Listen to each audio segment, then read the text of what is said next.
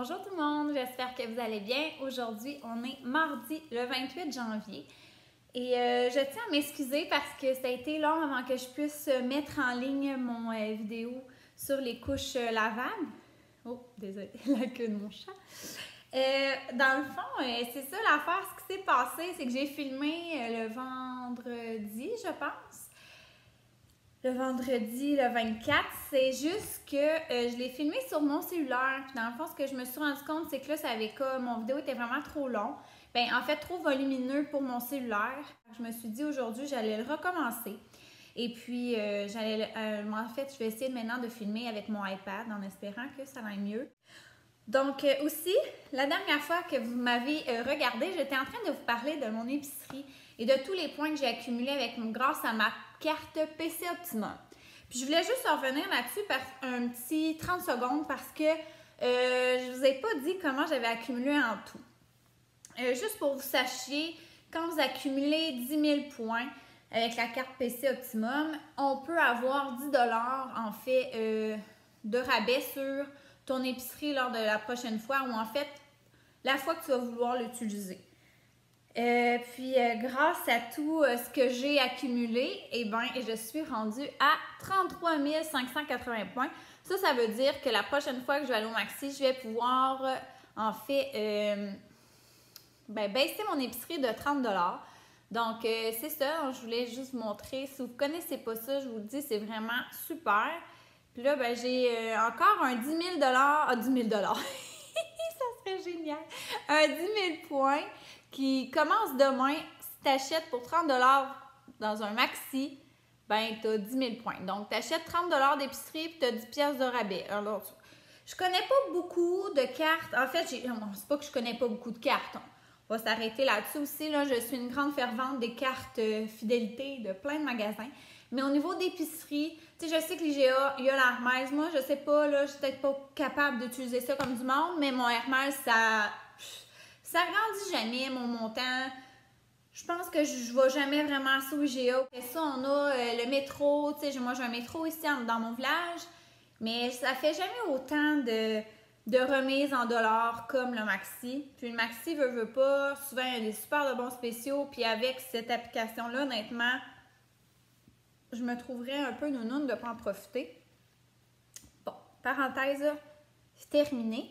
Maintenant, je vais vous parler de mon fameux cours sur les couches lavables. Là, je veux juste aussi commencer la vidéo en disant que moi, je ne fais pas cette vidéo-là pour faire de la propagande pour les couches lavables. Je n'ai même pas encore fait mon choix officiel à savoir si je les utiliserai, je vais les utiliser ou non lors de la maternité. Donc, c'est pas pour ça que je fais la vidéo. C'est juste que je vous avais dit que je reviendrai là-dessus. Puis dans le fond, je voudrais aussi être la plus objective possible par rapport à ce que j'ai eu comme information.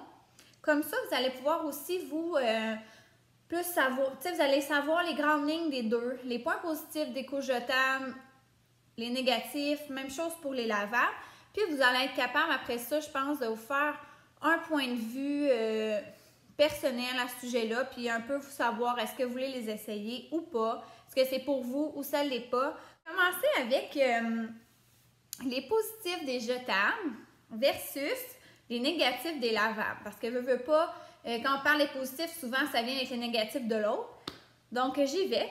Alors pour les jetables, en fait, il faut savoir que c'est super pratique. Là, on s'entend, c'est pratique parce que c'est super rapide aussi.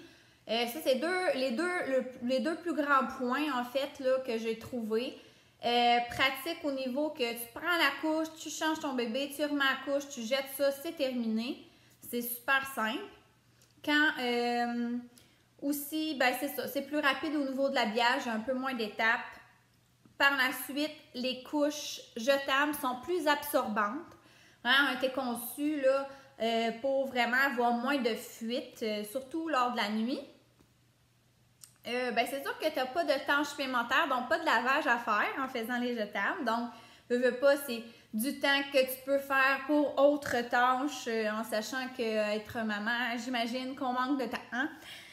Sinon, un autre point positif, je trouve, c'est que lorsque tu es une personne qui voyage beaucoup, ou même que, tu sais, vous allez souvent faire de la route, vos parents sont plus loin, quoi que ce soit, vous sortez beaucoup, juste ça. Ben, des fois, c'est vraiment, comme je vous dis, le côté pratique des jetables aussi, là, à pas charrier toutes nos couches lavables, gérer le petit sac de transport pour mettre nos couches souliers dedans, puis traîner des couches avec des odeurs avec nous. Donc, je vous dirais que c'est pas mal ça, ou ce qui est dans des points positifs des jetables. Donc, ce qui vient avec les points négatifs du lavable. Donc, c'est sûr que ça va t'amener en fait un peu plus de tâches, un petit peu plus, peut-être 1 ou 2 étapes de plus au niveau du changement de couche. Je vous en reviendrai plus tard, tantôt, là-dessus. C'est sûr que ça va vous faire aussi, excusez des mousses, ça va vous faire aussi plus de lavage par semaine, mais moi, j'ai quand même été surprise. C'est sûr qu'au début, vous allez en faire plus souvent parce que le petit bébé va faire plus souvent de sel. Mais plus en plus que vous allez avancer avec les mois de votre bébé, ben, on en fait un peu moins. Fait que dans le fond, au départ, tu sais, autour en moyenne, c'est 2 ou 3 lavages de plus par semaine. Donc, c'est à savoir, si jamais vous êtes quelqu'un qui n'aimait vraiment pas faire le lavage, bien, sachez quand même que c'est un point négatif au lavable, ça le dit, il faut laver. Sinon, c'est sûr aussi, comme je disais, il y a un petit peu plus d'étapes au niveau de changement de couche, mais aussi plus de manipulation de caca. Je vais vous en parler tantôt, mais j'imagine que ça ne vous surprend pas que je vous dise ça. Ou sinon, c'est sûr que là, ça dépend de votre coin et comment c'est fait, mais c'est peut-être pas toutes les garderies qui acceptent les couches lavables. Moi, pour moi, ça me dérange pas vraiment. C'est pas un négatif qui me dérange parce que de toute façon, j'ai peut-être dit là, lors de mon ancienne vidéo, mais moi, mon chum ne veut pas vraiment le faire, les lavables, donc c'est vraiment pas quelque chose qui lui tente. Donc lui, il va être au jetable, là, à moins que finalement, il décide de y aller avec moi, là, si jamais je le fais. Mais enfin, lui, c'est sûr qu'il va être au jetable. Donc, de toute façon, je ne ferai jamais 100% du lavable. Donc, je me dis, au pire, quand mon bébé va être avec moi à la maison, je vais faire du lavable. Puis à la garderie, ça sera du jetable. Tu sais, pour moi, ça, c'est pas grave. Parce que je pensais même pas le faire à 100% le lavable. Ça. Et puis, aussi, si jamais vous les entreposez pas bien, ça veut dire qu'après votre changement de couche, il faut vraiment les mettre dans des sacs hermétiques, fermés, que tu peux même mettre dans après ça, une poubelle à couche. Tu sais, vraiment pour pas que les odeurs, justement, en fait, se propagent dans la maison. Mais c'est sûr que si on les entrepose pas comme il faut, puis qu'on met ça à air ouvert partout, c'est sûr que ça va sentir plus fort. Donc, c'est pas mal ça au niveau des positifs des jetables avec les négatifs des lavables. Par la suite, si je fais l'inverse, positif des lavables et négatif des jetables. Le premier point, c'est l'économie de sous. Sincèrement, je savais que ça allait sûrement coûter moins cher des lavables, mais pas à ce point-là. Donc ça, j'ai vraiment été contente et surprise de le savoir. Dans le fond, là, on parle de tout le temps que ton enfant soit propre, là, ils disent à peu près dans les statistiques que c'est à peu près entre 24 et 30 mois à ton enfant qui va mettre des couches. Donc, on s'entend, ça varie vraiment d'une personne à l'autre. C'est une moyenne. Là. Tant mieux si vous êtes capable de le mettre propre plus rapidement. Mais ce que ça dit, c'est que ça va vous coûter 2000 à 2500 $ de couches pour un bébé. Pour un bébé, ouais. Tandis que si vous allez vers le lavable, c'est à peu près entre 500 et 1000 $ pour aussi là, tout son temps de couche. Donc, vous voyez quand même qu'il y a une grosse différence. Là, pour vrai, ça varie. Pourquoi ça varie de 500 $? C'est que ça dépend quelle sorte de couche jetable vous utilisez. Vous prenez les plus chères ou les moins chères. Un petit peu la même chose aussi par rapport aux couches lavables. Il y a différentes compagnies. Si vous allez vraiment plus vers des marques québécoises, toutes 100% québécois, c'est sûr que ça va plus être 1000 $. Puis si vous allez vers les couches plus qui viennent de Chine ou tout ça, plus abordable, vous allez plus tourner autour du 500. À savoir également que on va s'ajouter à peu près 70 $ par année d'électricité pour les couches lavables. Donc, c'est quand même pas tant que ça. Ça, je m'aurais attendu à plus. Et aussi à savoir que si vous voulez avoir 2 ou 3 enfants, votre 2000 à 2500 $ de jetable, il faut faire x2 ou x3. Tandis que si vous prenez des couches lavables, votre deuxième enfant, Vous avez déjà toutes vos couches, donc ça ne vous coûtera rien de plus. Par la suite, on a la raison économique, donc de l'environnement. Donc, à savoir que ça prend à peu près 2200 couches pour faire une année pour les jetables. Donc, ce que ça veut dire, là, je vais avec des petites statistiques, là, mais jusqu'à la propreté, ça équivaut à abattre 4,5 arbres dans le monde. Ça équivaut à 1 tonne de déchets, 55 livres de plastique et 6500 tasses de pétrole. Donc, c'est sûr que ça a un gros impact écologique. C'est sûr que c'est pas top là, pour l'environnement. Et à savoir aussi qu'une couche, ça prend 500 ans à se décomposer. Donc, ça, vous sachez que c'est les points écologiques de la chose de jetable qui est négative, évidemment. Ça serait des mensonges de dire que si vous allez vers les lavables, ça va être 100% écologique. C'est pas vrai. Cependant, parce que c'est sûr qu'on va utiliser plus d'eau pour faire notre lavage que vous n'avez pas à faire avec votre jetable. Puis c'est sûr qu'on va prendre plus d'électricité également. Cependant, pour les personnes qui se disent « Ouais, l'eau que tu gaspilles pour laver tes couches, c'est pas ben mieux », ben quand même, oui, c'est mieux parce que ce que j'ai remarqué et ce que je me suis fait dire, c'est que la quantité d'eau nécessaire pour laver une couche lavable pendant toute son utilisation, c'est plus petit que la quantité nécessaire pour fabriquer une seule couche jetable. Donc, quand on y pense, finalement, je gaspille quand même moins d'eau en ayant une couche jetable que fabriquer une seule couche jetable. Donc là, il faut en fait, c'est qu'est-ce qu'il faut savoir, là, quand on parle d'écologie, c'est qu'il faut partir du début du processus de la fabrication de la couche jusqu'à la fin, quand en fait ton bébé va être propre. Donc, c'est sûr que sur le coup, on utilise plus d'eau à la maison, on a l'impression qu'on en gaspille beaucoup, mais quand on revient, des fois, je vais aller moins la queue de mon Bengale ici, qui va passer de temps en temps en avant. Oui, c'est ça. Donc, on gaspille quand même moins d'eau finalement au bout du compte. La suite, c'est sûr aussi que la couche jetable, ça a plus de produits chimiques dedans. On ne se le cachera pas. Ça va faire plus d'irritation cutanée. Ça dit que c'est à cause des cristaux de polysylate de sodium. Donc, ça fait en sorte qu'en fait, votre bébé va avoir des fois plus de rougeur puis tout ça. Tandis qu'avec la couche lavable, c'est sûr que c'est fait avec de la fibre naturelle. Souvent, c'est en coton, en bambou, ça peut être en chanvre aussi. Ça va mieux respirer. Puis comme je vous dis, il y a moins de produits chimiques dedans, donc c'est mieux pour les fesses de vos bébés. Puis c'est sûr qu'il y a aussi le côté, là, comme je vous dis, style, là, qui est la troisième affaire. L'irritation des fesses aussi, là, qui est dedans, mais aussi le côté, le style. Mais c'est sûr que moi, si l'économie ou l'écologie ne m'aurait pas convaincue, j'aurais pas été dans les couches lavables juste pour le style. Honnêtement, c'est quand même juste un accessoire qu'on met en dessous du pantalon, là, donc je voulais pas, j'aurais pas investi là-dedans et investi de mon temps si c'était juste pour le côté cute. Donc ensuite, si jamais, là, les prochaines affaires, c'est si jamais vous décidez d'aller vers le lavable, je vous dis qu'est-ce qu'il y en est. Alors, si jamais vous avez décidé qu'avec tous les arguments que je vous ai dit, préférez le jetable pour le côté pratique ou quoi que ce soit, vous pouvez quitter la vidéo.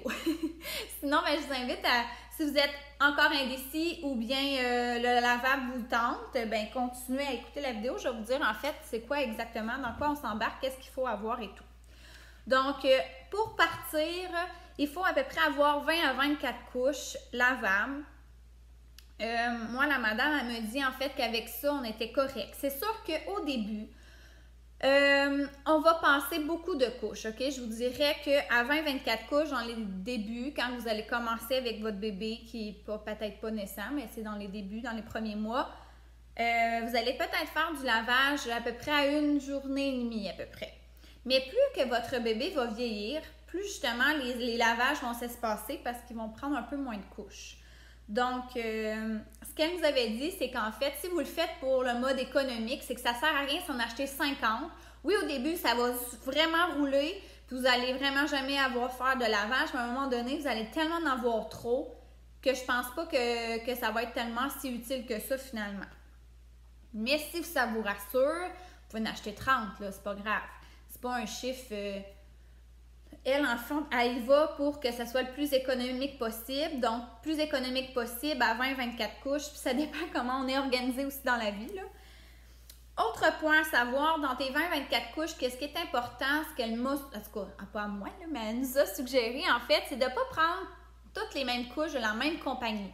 Pourquoi? Parce que, justement, ton bébé, en fait, il va changer, hein, son corps va changer. Il peut être super potelé au début, puis s'amincir ou s'allonger avec... j'ai un autre chat aussi, j'ai 2 chats. Mon chat tout noir, Choco.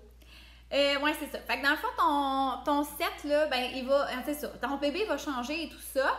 Et aussi, sont pas toutes faites sur le même. Tu sais, mettons, il y a des compagnies comme exemple la Petite Ours qui sont faites un peu plus grandes. Donc, peut-être qu'au début, ton bébé, ben, il rentrera pas dans la Petite Ours. Mais peut-être qu'à 4-5 mois plus tard, ben là, ça va super bien faire.